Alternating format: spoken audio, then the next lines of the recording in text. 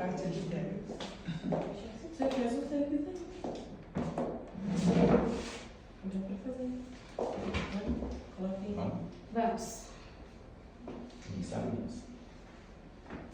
Olá pessoal, muito bom dia a todos. Bom dia, pessoal. Bom dia. Estamos iniciando um teste, estamos iniciando um piloto do nosso podcast de gestão aqui no Edifício Atlanta 2.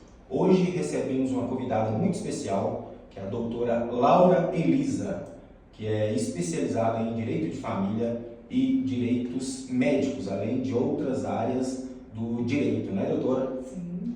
Laila, se apresente para os nossos espectadores, por gentileza. Pessoal, bom dia. Me chamo Laila, trabalho na administração aqui do Edifício Atlanta 2. É uma honra trazer aqui o nosso podcast, que é o início de um grande marco para todos nós aqui do edifício. É uma honra ter como nosso primeiro convidado a doutora Laura. Ela é uma inspiração para todos nós, tem um vasto conhecimento na área de direito e hoje será maravilhoso conhecer um pouco da história dela, conhecer suas especialidades e vamos lá. Gente, bom dia. Olha, eu estou muito feliz de estar participando do primeiro podcast da Atlanta. É uma honra para mim, tá? Muito obrigada, Wanda e Laila e toda a equipe aqui do Atlanta. E é com muita honra que eu vou compartilhar um pouquinho aqui da minha vida profissional, da minha experiência, das minhas especialidades, né, em direito de família, sucessões, direito médico, além do direito civil em geral, né? Então, eu vou começar contando um pouquinho da minha história, gente. Eu sempre gostei do direito, então, desde novinha, assim, no ensino médio, eu já tinha interesse por direito. E aí, quando eu finalizei, eu prestei o vestibular para Direito, né? Passei na faculdade Vale do Rio Doce. Eu sou de Coronel Fabriciano, que é o Vale do Aço. Então, lá na época, não tinha ainda faculdade de Direito. Ou era Belo Horizonte, ou era Governador Valadares, né? Ou eram outras cidades maiores.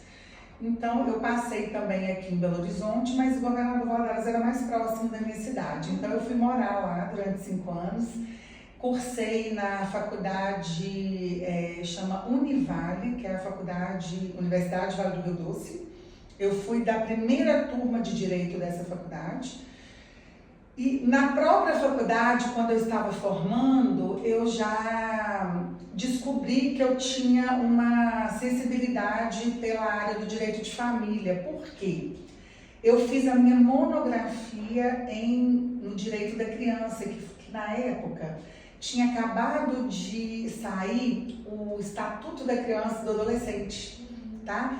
O ECA, ele tinha poucos anos que ele tinha entrado em vigor, então eu fiz a minha monografia, que é a conclusão de curso, sobre o Estatuto da Criança e do Adolescente. Então, eu já comecei a engatinhar aí para a área de família, né? E formei, voltei para Coronel Fabriciano, advoguei num grande escritório. Durante o período da faculdade, quando eu ia de férias para Coronel Fabriciano, eu ia para o fórum e fazia estágio durante as minhas férias com os juízes. Então, eu conhecia, né, os juízes. Cidade pequena, a gente tem um contato maior e eles me davam essa oportunidade. Então, eu passava férias estagiando. Voltei para Fabriciano, advoguei com direito público. Eu fui procuradora do município de Coronel Fabriciano durante 3 anos. E aí eu vim embora porque eu me casei com o Adilson, ele é também da área jurídica, ele é de Belo Horizonte, então eu vim para Belo Horizonte. Ele já tinha a vida toda já feita aqui em Belo Horizonte, então eu vim para cá. Então já tem 22 anos que eu moro aqui e tem 13 anos que eu estou em Nova Lima, tá? Então, assim, é uma trajetória que foi conquistada com muito amor, muito estudo, muito suor. A gente tem, o que eu queria falar para quem está formando? Respeitar as etapas. A gente não consegue iniciar já no topo, sabe? A gente tem que subir nos degraus e saber que isso faz parte, né, do aprendizado, ter humildade. Porque quanto mais conhecimento você tem, mais você vê que você tem que aprender mais. Então, ninguém é dono da verdade, ninguém sabe tudo. Então, ter humildade sempre, né, na sua vida profissional. Doutora Laura, nos fale um pouco, a senhora está em Nova Lima aqui há 13 anos. Como foi a sua chegada aqui no Edifício Atlanta? Foi difícil? Foi uma decisão realmente difícil a ser tomada ou não? O processo foi acontecendo naturalmente? Olha, foi a decisão mais acertada que eu tomei. Quando eu me mudei para o bairro, o Atlanta 2 estava em obra, em construção. E aí, eu consegui comprar ainda uma das poucas unidades que restavam, porque já estavam todas vendidas, né? Então, eu consegui comprar a minha unidade e durante o tempo que estava ainda em construção, eu atendi os meus clientes no home office do meu condomínio, porque eu fechei o meu escritório no Barro Preto. Para mim era inviável ficar descendo para o Barro Preto, né? Onde era o meu escritório. Então, foi a decisão mais acertada. Eu acompanhei a obra, a finalização. Então, assim que inaugurou, eu fui uma das primeiras, né, a estar. Então, eu acompanhei toda a evolução do condomínio, todas as gestões, e assim, só tenho a parabenizar vocês. Ah, que maravilha. E eu acompanho suas redes sociais, inclusive acho fantástico tudo que você fala, que você aborda. São temas extremamente importantes, eu diria. E eu gostaria de perguntar sobre uma questão que é muito falada, porém, na sua perspectiva, eu acho interessantíssima. A alienação parental. Você, inclusive, é escritora, tem um livro que fala sobre alienação parental. E eu gostaria de ouvir mais sobre esse assunto. O que é, se a gente avistar alguém numa situação onde há uma alienação parental, o que a gente pode fazer? E, enfim, gostaria de ouvi-lo. Eu gostaria primeiro de falar que eu uso as minhas redes sociais para levar conhecimento às pessoas, né? É uma forma de prestação de serviços que eu faço. E com muito respeito, né, ao meu ouvinte, com as pessoas, porque a gente tem que tratar a nossa conduta com muita ética, né? A alienação parental, ela é uma violência psíquica praticada contra a criança e contra o adolescente, né? Então, a lei define como toda violência praticada quando a criança ou adolescente está em formação através de campanha de desqualificação do outro genitor, impedimento de convívio com outro genitor ou genitora. Então, a alienação parental, ela, gente, é uma violência mesmo à questão psíquica do indivíduo. Por quê? Quem sofre alienação, ele é totalmente manipulado pelo alienador. Ele é treinado, Laila e Wander, para odiar o outro genitor ou genitora. Ele vira um boneco na mão do alienador. Então ele conduz a vida dele da forma que o alienador determina.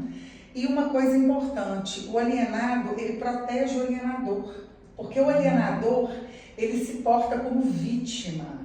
Então, ele se portando como vítima, ele conduz o alienado a acreditar que o vilão é o pai ou a mãe que está sendo alienado. Então, ele fica contra, sabe, o alienado. E isso causa sérios danos psíquicos. Por quê?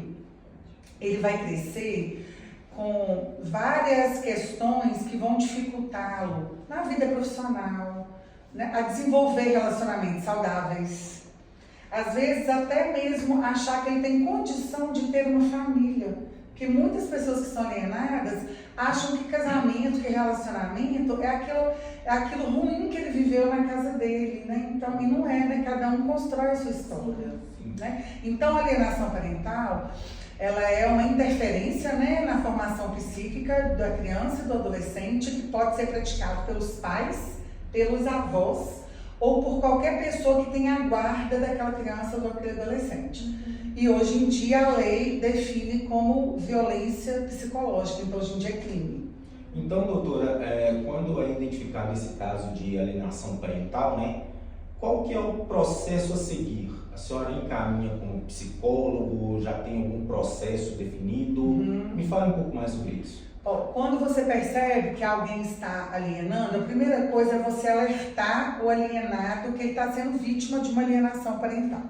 Então, quem que ele deve procurar?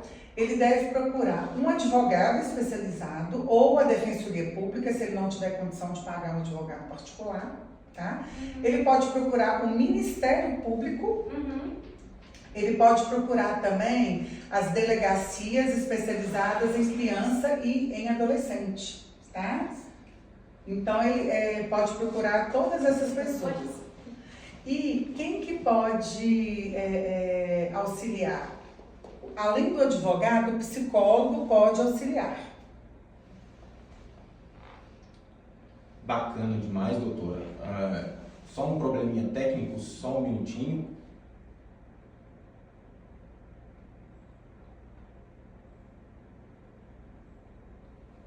Laila, dá uma olhadinha.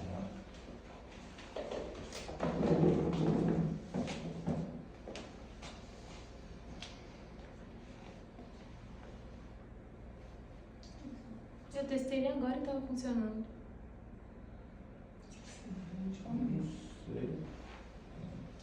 Não, a gente faz um corte. É. Tem um telespectador e a Isabela. Olha comigo. Essa é a Isabela aí. É você, Isabela? Essa é a Isabela. Ah, ela? Ah! Quem que tomou conta do Instagram de vocês? Todos Na nós. verdade, um pouquinho de cada. Só uma diquinha mais profissional. Seria interessante alguém fazer uma chamada e ir fazendo as chamadas após a marcação dos podcasts. Uma chamada pelo story mesmo, só pega o Sim. telefone ali rapidinho, 15 segundinhos. Eu Você concordo. coloca o link do YouTube. Parece uma coisa simples, mas que chama bastante pessoas. Sim, e faz toda a diferença de fato. Porque se a gente for pensar no lado do telespectador, isso é o que chama a atenção. Sim. Na realidade, isso aqui é uma novidade, né? É. Na verdade, a doutora Laura é cobaia, né? Essa é a palavra. Mas é um projeto bem bacana. É. Tem um podcast aqui falando com todos que trabalham aqui no condomínio. Fica bem bacana. E aqui a gente tem Inclusive, eu mesmo vou sublocar essa salinha aqui pra mim. Ah, isso seria Pra ótimo. fazer, de vez em quando, pra fazer uns podcasts. Não, isso aqui é um teste justamente para ver isso aí, o que vai dar certo e o que vai dar errado. Mas o próximo, claro, os próximos serão profissionais, não uma equipe contratada. Quem sabe, olha. Eu tô olhando aqui e falei, olha onde que piscina ali, a televisão ali, os assentos ali, a gente fica aqui, jogo de câmera ali. Já tá pensando em tudo. Já tô pensando em tudo aqui. Não quer voltar ao áudio. Tava sem áudio. Estava. Nossa. Parou no meio do caminho ou não? Parou no meio do caminho. Ah, aqui tá normal. Vou reiniciar a transmissão.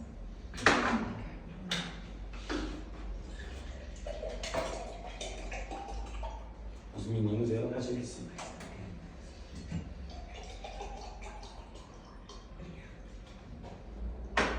Vocês aceitam, meninos? Não, obrigada. Aqui, obrigada. Agora o que eu vou fazer?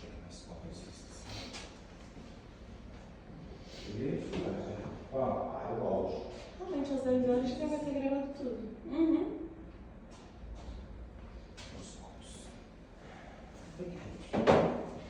Porque aí eu sempre botei para as meninas. Não tem nada dentro do conflito? Não tem não, meu. Eu tirei, eu desinstalei, reiniciei. Não, não tem nada de conflito. Nada errado. A gente só vai ter que descobrir isso. Eu acho que eu estou ancorada na sua internet. Não. Tenho certeza. Porque se Tá aparecendo. no Audacity. Fala alguma coisa no microfone, por favor. Som, teste, É porque teste, som. não é assim? Você Tá indo. aqui, ó. Tá? Normalmente. Aí, a partir daí que vai aparecer. Eu acho que quando tu o FM 8. Não, parou. Viu? Deixa só na transmissão gravar, não é ele que tá dando conflito, não. É, eu acho que é. Não, fecha ele e deixa na transmissão. Não, ele estava Sim, fechado. Antes deu pra pagar a rotativa bem, né? O Audacity estava fechado. Nossa. Entendeu? Desinstala ele. Quando o áudio no celular não ficou ruim, acho melhor a gente focar nisso agora. Você Eu também acho. Né? É. Aí a gente Coloca dá a pra transmissão, seguir. fecha ele, pode até desinstalar ele. Pois é, você já tá usando, a gente não tem nem porquê. A gente vai testando. Ah, você falou pra gente trocar. Pra gente ver se tinha. Mas é muito pesado. Mas Isso. eu gostei desse tamanho. Fiquei na dúvida, mas no geral eu gostei. Ela é muito quentinha. Nossa. Isso. E aqui agora, você falou que aqui é bem frio, né? Principalmente de manhã. Meu Deus. Já. Eu tô com duas blusas. É que esse ano não fez frio, gente. O ano faz frio. Isso aqui. Isso é verdade. Esse O ano ano que faz frio, desce uma névoa. desce uma Eu névoa. vi que você Chega acha a doer. Você acha que você tá assim na Europa? frio assim, Jesus. Gelado. Nossa. Eu tô até com saudade de sentir esse frio. É gostoso. É bom, né? Eu prefiro mil vezes. O frio só é ruim pra É. a cama abraça, gente. Na hora que meu relógio despertou, né, Wanda? É, Tirando da é. cama 6 horas da manhã. Não vale. Aí eu falei A assim, culpa é da Lara. É, ainda a culpa é assim, minha. gente, tô despertando tão cedo assim. Aqui, ó. Gravando, tá vendo? Sim. Com Vocês áudio. também acordaram comigo? 5 horas. Sim, A gente saiu de casa às 6 horas. 6 horas. Vocês não. Eu moro na região próximo ao zoológico. Eu também. Sério que sai? Terezinha aqui. É só vizinho, sabe? São os vizinhos. Você mora em qual rua? Na Dona Carmen. Do lado da minha avó. Sério? Você tá em qual? A minha avó mora na Pequeria. Ah, Pequeni, minha dentista no Pequeni. E pronto. A doutora Natália. Você já inclusive. Meu Deus, olha aí. Uma pequena. Qual a Vamos chance? Qual a chance? É. O que foi falar? Gravou? Gravou. Vamos falar. Vamos continuar então. Vamos. Eu acho interessante vocês perguntar também sobre guarda, Sim, guarda sim. compartilhada, como Tá. é que é, quais as implicações. E depois a gente entra em intenção alimentícia, que é Bacana. algo, Tá. que é algo que dá muito. Uma coisa que antes eu queria perguntar é sobre a consequência da alienação parental. Foi Tá. constatada a Quais são? alienação, Uhum. a gente já sabe que vai ter a parte da encaminhar a criança ou adolescente para Uhum. o psicólogo, enfim, mas e para o pai ou para a mãe? Qual que é a consequência dele para isso? Pode ir? Pode. Retomar então? Isso. Então, continuando, pessoal. Laila, você tem alguma pergunta? Sim. Laura, depois que constatado que de fato existe a alienação parental, qual que é a consequência disso? Porque a criança e o adolescente, a gente entende que ele vai ser encaminhado para uma futura terapia, para aprender a lidar com isso, claro, de acordo com o que os pais acharem melhor para a criança e para o adolescente, mas e para o responsável dessa alienação, para o pai ou para a mãe que a faz? Qual que é a consequência disso em termos jurídicos? Então, antes de falar as consequências, o processo judicial é feito uma perícia, né, que é um estudo psicossocial. Nesse estudo, ele é realmente constatada a alienação. Nós também temos outras provas que a gente pode juntar ao processo, como trocas de mensagens de WhatsApp, e-mails, às vezes vídeos, áudios, tudo que comprove que está existindo aquela alienação.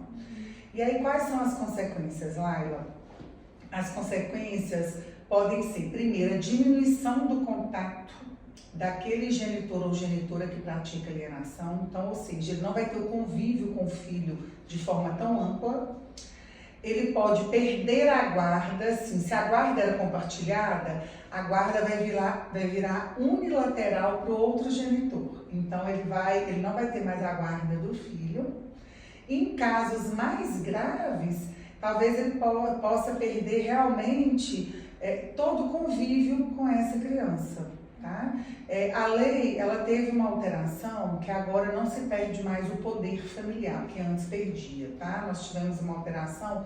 Perder o poder familiar é você perder o direito de pai e de mãe sobre aquele filho. Então agora não tem mais essa sanção, tá? Mas nós temos outras sanções, que é a perda da guarda, a perda do convívio, né? E se a questão for muito grave, às vezes também consequências criminais, porque esse pai ou essa mãe vai responder também a um processo criminal. Tá, bacana, doutora. Pensão alimentícia também faz parte desse processo aí de alienação parental ou é outro processo? Como é feito essas contas, né? Esse processo de contas sobre pensão alimentícia? Muito interessante a sua pergunta, porque uma das práticas alienatórias acontece quando o pai ou a mãe, às vezes por problemas financeiros, para de pagar a pensão ou paga menor. Então o alienador ele costuma usar essa questão financeira para impedir a criança de ter contato, sabe? Ou com o pai e com a mãe, e não pode, né? Então a pensão alimentícia é um dos critérios que é utilizado para proteger a criança e o adolescente quando há um rompimento da relação ali dos seus pais. A pensão alimentícia, ela é calculada de acordo com o trinômio, que é necessidade da criança, possibilidade dos pais e proporcionalidade. Então, o pai que ganha mais, ele paga mais, se a mãe ganha menos, ela paga menos. Então, um exemplo. Não é sempre que é 50% a divisão da pensão, tá? Se a mãe ganha mais que o pai, a mãe paga 80%, o pai paga 20%, a gente vai olhar em cada caso concreto. Também tem um mito que a pensão é 30% do salário. Isso é um mito, gente. A pensão, ela é calculada observando esse trinômio. Então, a gente vai ter que ver primeiro quais são as necessidades daquela criança. Se passar de 30%, vai ser mais de 30%, pode chegar a 40%, né, do salário ali daquele genitor, né? A pensão, ela é definida ou em salários mínimos ou em percentual do pagamento do genitor ou da genitora. Ela é definida em salários mínimos quando o pagador da pensão, o alimentante, não tem um emprego fixo, não tem carteira assinada. Tá? Então, a gente fixa em salários mínimos. Por quê, doutor, em salários mínimos? Porque o salário mínimo ele não tem uma correção anual? Sim. Então, todo ano ele vai ter um reajuste, vai aumentar um pouquinho. Agora, se o pai ou a mãe que paga, que é o alimentante, trabalha em alguma empresa ou é funcionário público, a gente vai fixar em percentual do salário. Por quê? Toda e qualquer vantagem, férias, 13º, tudo que ele ganhar de vantagem vai respingar na pensão. Então, o filho vai se beneficiar. Tá? Pode, vale. Esqueci outro tema, desculpa. Uma questão muito importante também, que eu acho que a gente devia tratar, são as modalidades de guarda, né? Isso. Porque no Brasil, gente, nós temos a guarda unilateral e a guarda compartilhada. Há uma tendência do legislador de manter a guarda compartilhada, por quê?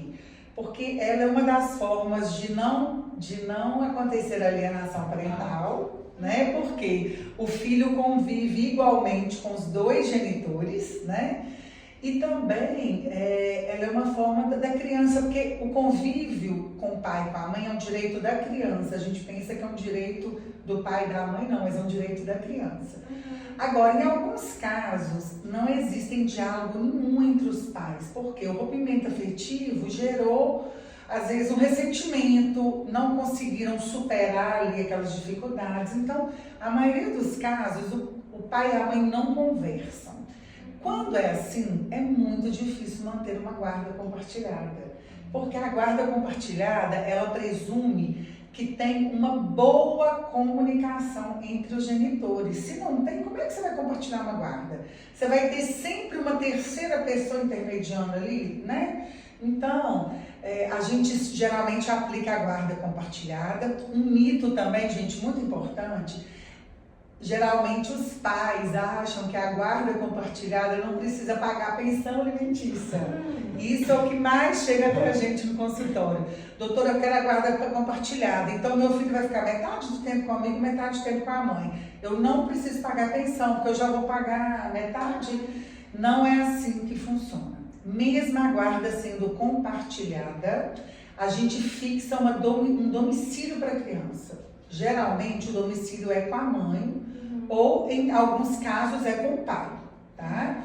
E aí, tem que se definir uma pensão alimentícia. O pai tem que pagar um tanto e a mãe tem que pagar um tanto. Então, assim, exemplo, ou o pai paga um valor em pecúnia por mês e a mãe administra aquele valor, ou o pai pode pagar a escola, paga o plano de saúde. Então, ali, em comum acordo, eles definem como é que vai ser essa divisão aí de pagamento das necessidades da criança. Mas a guarda compartilhada, isso é importante, ela não tira a responsabilidade da pensão alimentícia. E depois de definido, por exemplo, que a guarda vai ser unilateral, é possível recorrer? Por exemplo, o genitor que perdeu a guarda da criança. Sim. Então, primeiro ponto, a guarda ela não faz coisa julgada. O que isso quer dizer? Ela pode ser revista a qualquer tempo, tá? Até porque pode ocorrer no futuro de ter uma violência, de ter alguma situação que tem que mudar aquela guarda, né, daquela criança. E se o pai perdeu a guarda ou a mãe, ele tem direito de recorrer sim. Ele só tem que ficar atento aos prazos processuais para ele não perder, né? E cabe sim recurso. Por quê? Nós temos que tentar fazer uma guarda compartilhada, que é o modelo atual mais adequado para criança e para adolescente. Tá? Doutora, nesse caso aí de envolvendo pensão alimentícia, os pais, quando não há acordo nenhum entre os pais de valor de pensão, nenhuma das partes chega no senso em comum, como é a sequência desse processo?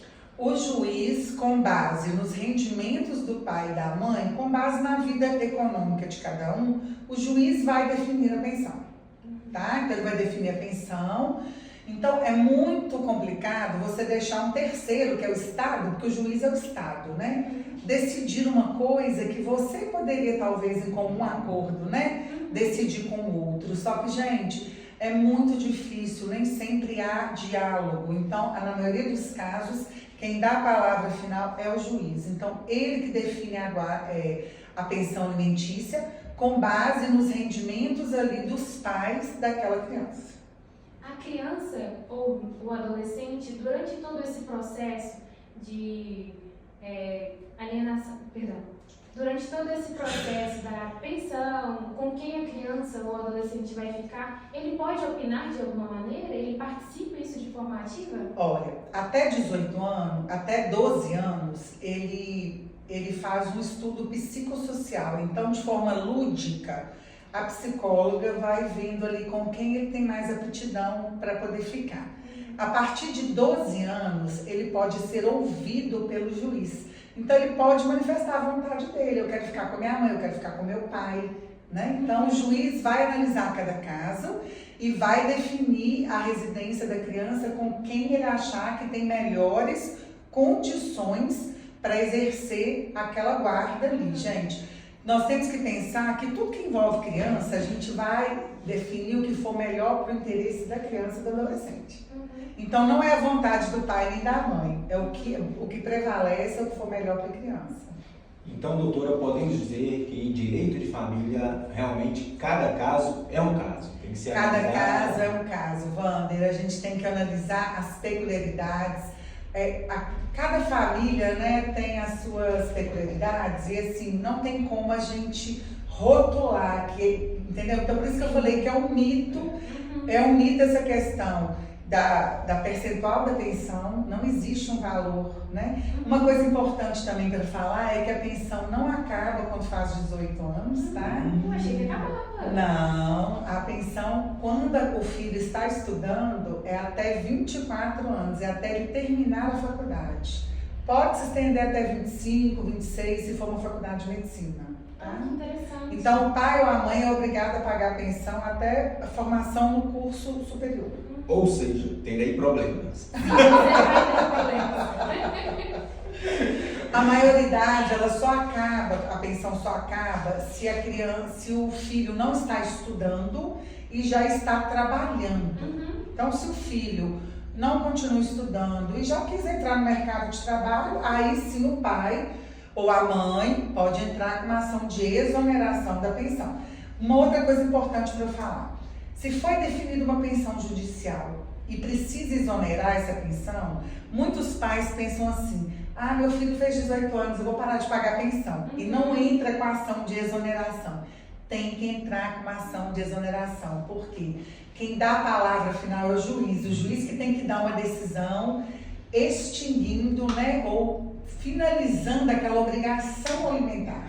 Senão, sabe o que acontece? Os meses que o pai ou a mãe não pagou, o credor entra com uma ação de execução de alimentos e no Brasil é o que mais dá prisão, é o devedor de pensão alimentícia. A gente sempre vê de vez em quando aí algum jogador de futebol, alguma personalidade aí que foi preso ou que está com mandado de prisão expedido porque está devendo pensão. Então, a pensão alimentícia não paga, ela acarreta sérias consequências, inclusive pode vir a tirar a liberdade aí da pessoa, né? Não é muito amplo o tema, né, doutora? Muito. Então, outra pergunta nesse sentido. A gente sabe que está tramitando aí no Senado, né, o novo Código Civil. Uhum. Tem algum artigo, alguma lei específica que vai interferir ou vai impactar nesse tema de direito de família? Sim, nós temos várias questões no direito de família. A tendência do anteprojeto é conferir cada vez mais para as pessoas a autonomia privada, sabe, Wander? Sabe, Laila? O que quer dizer isso, doutora? É eu poder decidir o que é melhor para mim, para minha família, eu ter liberdade, porque a legislação, ela dita as regras, então a gente tem que seguir. Agora, a tendência cada vez mais é a gente poder ter essa autonomia para poder fazer da forma que a gente quiser. Então, uma mudança significativa vai ser o divórcio unilateral. Então, se eu não quero mais ficar casada e meu cônjuge não quer assinar o divórcio, eu não preciso mais entrar com uma ação litigiosa. Eu vou poder ir no cartório e fazer meu divórcio unilateral. Agora, os meus bens, a minha partilha de bens, a pensão alimentícia dos filhos, a guarda dos filhos vai ter que ser decidido no Poder Judiciário. Aí eu vou ter que entrar com ações específicas para decidir essas questões. Uma outra mudança significativa é no tocante ao direito sucessório, que será a questão da companheira ou da esposa ou do cônjuge, né, ou do esposo, deixar de ser herdeiro necessário. Isso aí vai impactar, por isso que a partir de agora, mais do que nunca, gente, quem for casar aí, ó, presta atenção no regime de bens que vocês vão escolher. Por quê?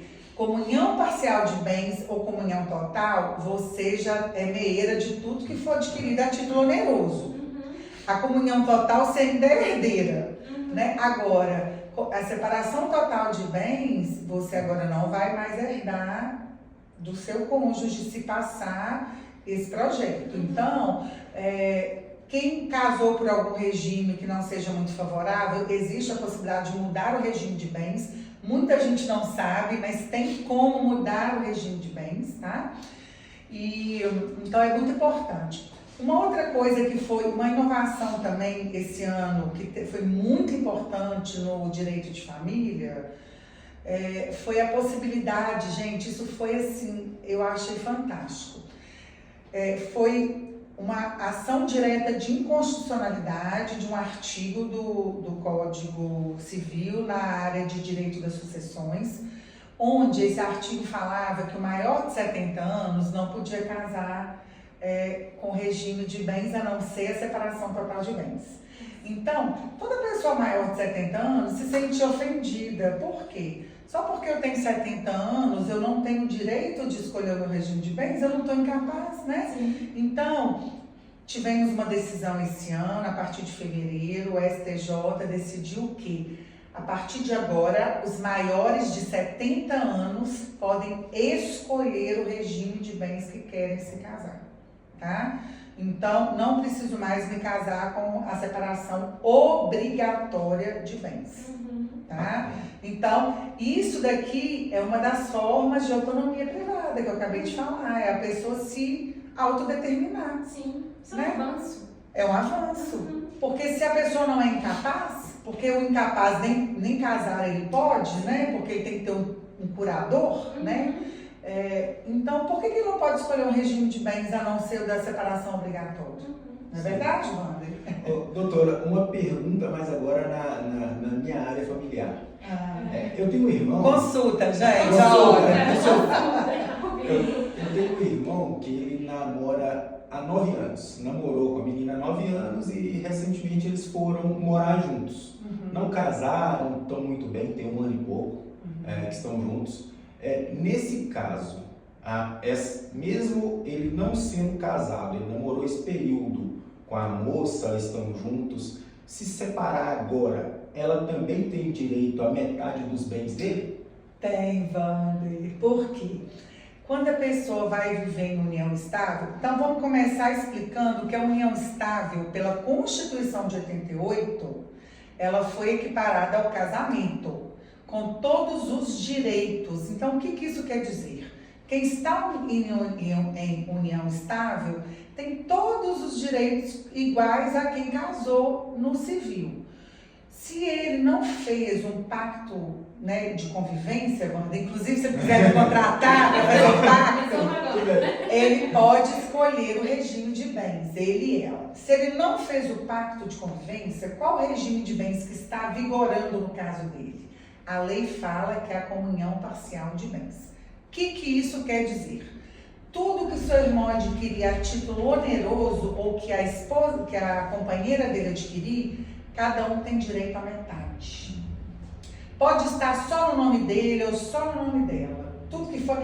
Então, o que é título oneroso, doutora? Tudo que eu consigo com o meu trabalho, que eu compro. Se eu ganhar na loteria, se eu herdar, isso aí não entra, tá, gente? Porque a comunhão parcial de bens não entra título gratuito, que é doação, herança, entendeu? Só entra o que foi comprado a título oneroso, com fruto do trabalho ali. E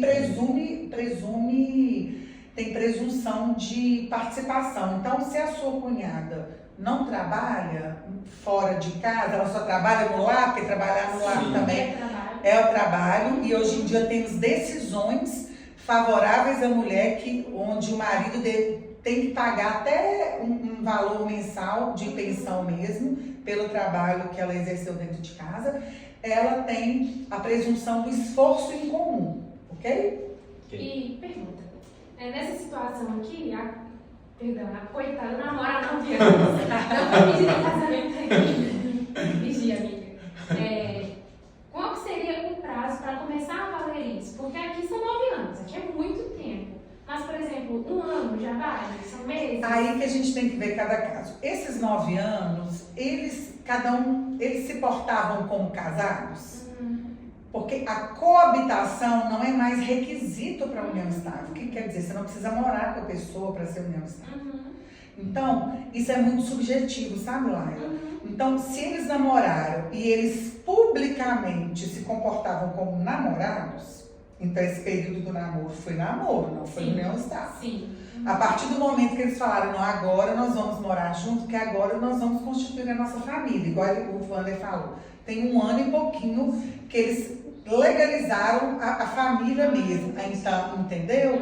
Por isso, gente, uma outra coisa, vamos fazer contrato de namoro, que é algo que ninguém fala.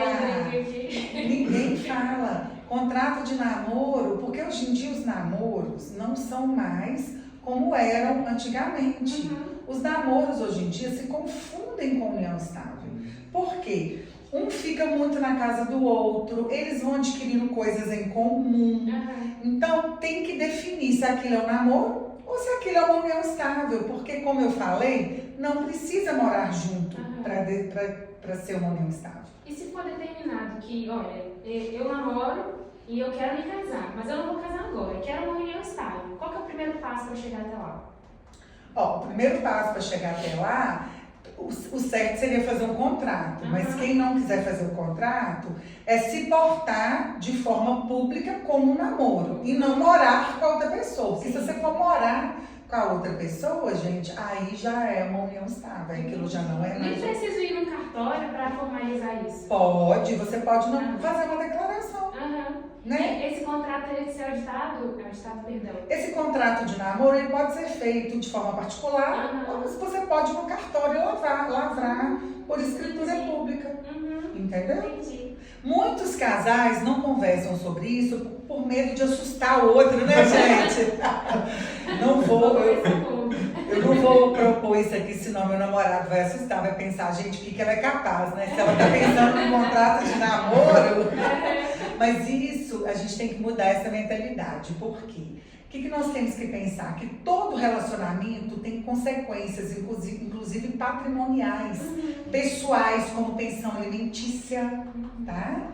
Então, quem está em união estável tem todos os direitos, a patrimônio, a pensão alimentícia, tudo igual a pessoa que foi casada no cartório, igual o cônjuge, os mesmos direitos, tá?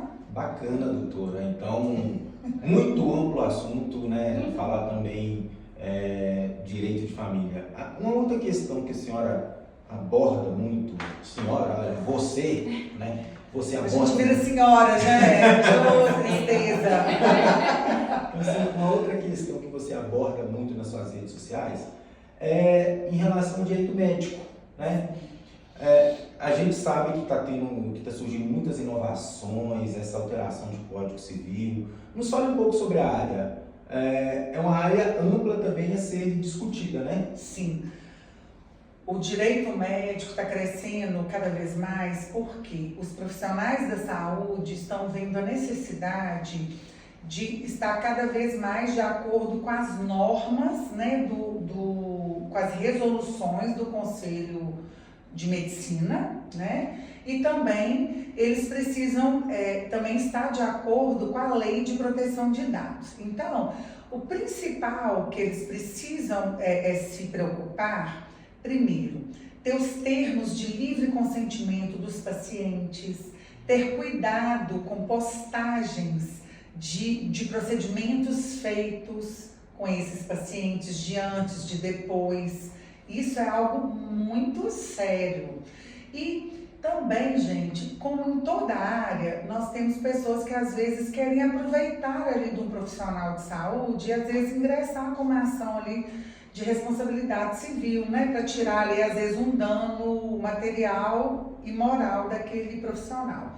Então, ele tem que se resguardar, por quê? Porque se ele praticou o ato de forma correta, sem dolo, de causar dano àquele paciente, então ele tem que se precaver, estar com todas a documentação em dia, todos os termos de consentimento assinados por esses pacientes.